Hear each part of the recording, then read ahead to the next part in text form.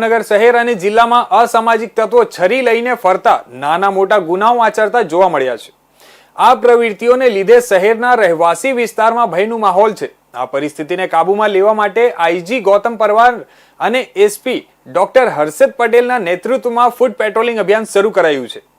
Police ટીમે બોર્ડીગેટ, સિંહ circle, મફતપરા, આડોડિયાવાસ, ખેડૂતવાસ, રૂપવાપરી, દીપક ચોક અને શિશુ વિહાર સહિતના હોટસ્પોટ વિસ્તારોમાં પેટ્રોલિંગ કર્યું। ઉલ્લેખનીય છે કે પોલીસે જે વિસ્તારોમાં ફૂડ પેટ્રોલિંગ કર્યું હતું તે વિસ્તારો પૈકી કેટલાક વિસ્તારોમાં દારૂ જુગાર જેવી પ્રવૃત્તિ સૌથી વધુ થાય છે અને તે વિસ્તારમાં નાની નાની વાતોમાં છરી મારવા સહિતના ગુનાઓ પણ વધુ બનતા હોવાના કારણે આ તમામ વિસ્તારોમાં નિર્દોષ લોકોને પોલીસની તેમને સુરક્ષા છે તેવો અહેસાસ અપાવવા માટે અધિકારીઓએ ફૂડ પેટ્રોલિંગ કર્યું હતું।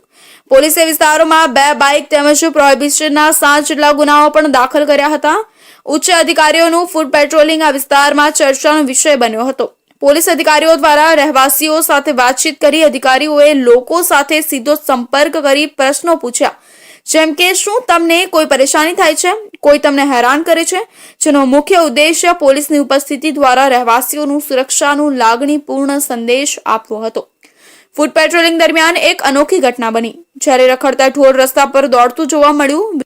વિડીયોમાં રેન્જ આઈજી ગૌતમ પરમાર પણ ઢોરથી બચવા માટે દૂર જતા જોવા મળ્યા છે। આ ઘટના માત્ર મુખ્ય રસ્તાઓ પર જ નહીં, શહેરી વિસ્તારોમાં પણ રખડતા ઢોરના યથાવત ત્રાસની પુરવાર કરે છે।